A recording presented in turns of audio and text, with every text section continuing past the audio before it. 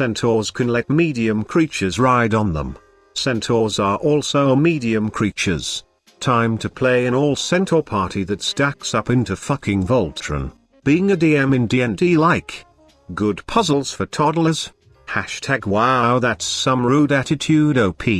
I apologize for lashing out. One of my players threw themselves in acid after they were fully aware it was in fact acid. I did not and still do not know how to deal with that. In the very first D&D game that I ever played, our party was standing right outside the entrance to a dungeon. Part of the area was covered in a red energy field. Inside the red energy field, all of the grass was dead, and right on the border between the area inside the energy field and outside of it, there was a collection of dead animals, insects, and other forest creatures. As we watched, a little bunny came hopping up, hopped into the red energy field, and, the moment that it entered the field, instantly dropped dead. Guess what one of our players decided to do next? Take a wild fucking guess. DM, you see a warehouse in the distance. Player, is that like a werewolf, but instead of a wolf they turn into a house? DM, frantically writing down stats. It is now. Hashtag DnD. So we played D&D with my 11 years old cousin yesterday and it was his first proper session. He had real bad luck with his dice rolls and his elf just died. After a solemn pause looking over his character sheet, he writes Junior next to his name and proclaims, I am here to avenge my father. Crying laughing emoji. I'm sorry but I have to share this or I will die. New guy is joining campaign. He hits me up and asks what classes are already taken. All the usual slots are taken care of. He doesn't know what to be. Suggest he play an uncommon class and just have fun. I list off some classes. Pathfinder. He asks me what a skald is. It's like a really aggressive bard. Okay, I'll go with that. A week later he shows up and we introduce him into the narrative. I'm a ripped black human riddled with tattoos and sporting a short beard. Campaign goes on. First combat encounter. Get to his turn. Alright, what do you want to do, Anon? I'd like to start a raging song. Okay, add the Modi. 66654. Whenever it got back to his turn he'd sing a whole verse. He sang the entire song without ever looking up lyrics. I have found peace.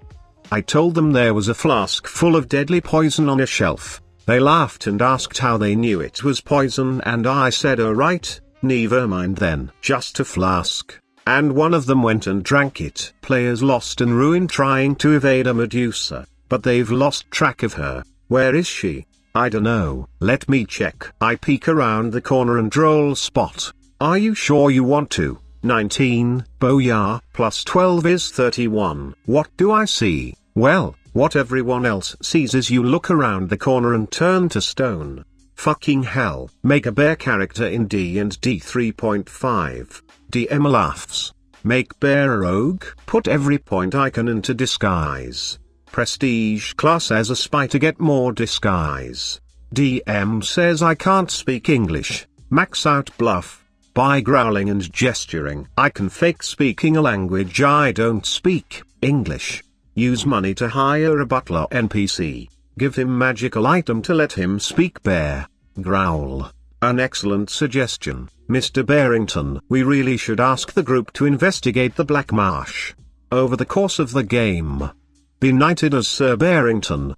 Queen holds a dinner in my honor. A guest becomes the first man to ever make a perception check that can beat my disguise. Shouts out loud, hey, that guy's not a guy, he's just a bear. Man is escorted out of the castle while the guards apologize profusely for the indignity. We're so sorry, Sir Bearington. Very sorry for this man's behavior. Raw shrug. I check for traps. Player rolls dice. You don't find Aneth. I check again. Player rolls dice. You think back to the barmaid whose ass you pinched last night in the tavern and remember she had an unusually strong jawline for a woman. Look, I'm not saying there are secret meetings where priests and paladins plan the destruction of undead, but the recent influx of humans adventurers into our catacombs is no coincidence. and past dwarf immigration into our outer dungeons hugely problematic. If we don't close our borders and force these lesser creatures away, we'll be facing the downfall of underworld society as we know it. What do you do when you encounter an obvious white supremacist? Players are clearing a bandit lair, are going through room by room, dropping guys SWAT style after breaching the door. After the first room they cause too much noise, the canteen next door has gone silent. Peek under the door to see they've overturned the tables and have crossbows ready. Decide to breach from 2 separate locations and take them by surprise. Elf fighter goes to kitchen door. Human cleric and rogue prepare to breach main corridor door. Realize they don't have a way of making sure their breaches are in unison. Players come up with the idea to count to 60 then breach. Make players close eyes. All count to 60 in their heads. Raise hands when they think they're at 60. We'll give the flanking elf a surprise round if they're successful. What follows is an intense 60 seconds. Players are all deathly silently, trying to count as best they can without being distracted. They fucking do it. All raise hands within a few seconds of each other. Encounter goes fantastically thanks to surprise.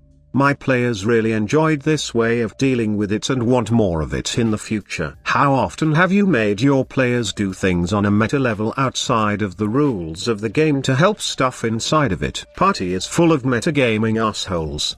They encountered an optional prismatic wall in a dungeon at like level 6 with hints that there was something really good behind it.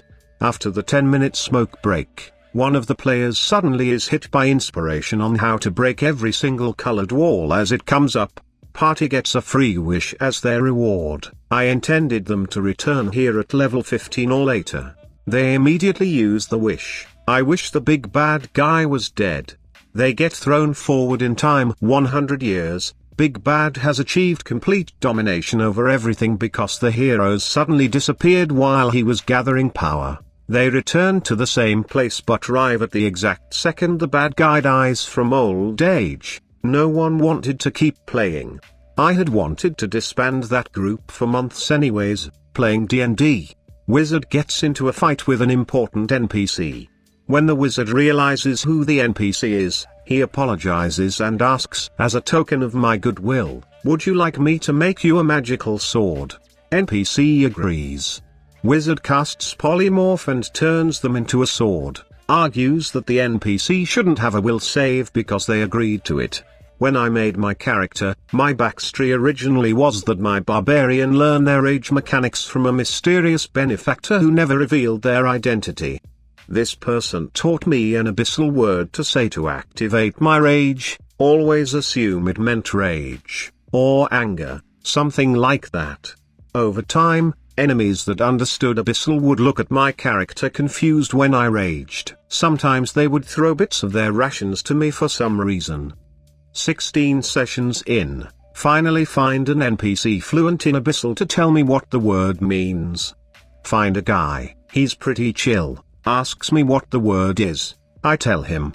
A long pause ensues before he asks me, so you scream bread? You literally call out bread as loud as you can before fighting? Party is laughing at me. Wizard guy is laughing at me.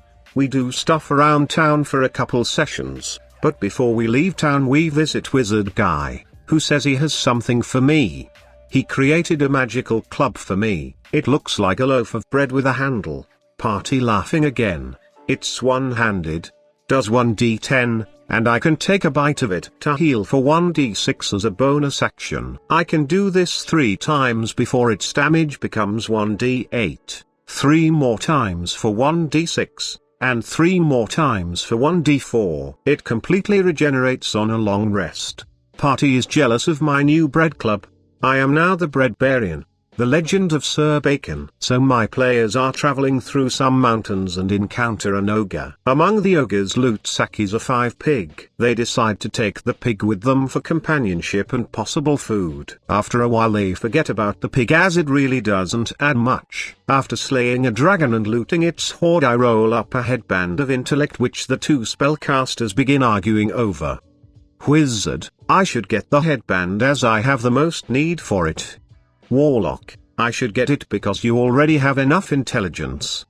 Wizard, my spells are more powerful. Warlock, mine are more versatile. Fighter, give it to the pig. Party, what? Fighter, give it to the pig and stop arguing. Wizard, but. Warlock, but. Fighter, takes the headband from them and gives it to the pig. Pig, hello companions. They ended up training the pig as a fighter, commissioning it some armor, and now Sir Bacon is a proud and loyal member of the party.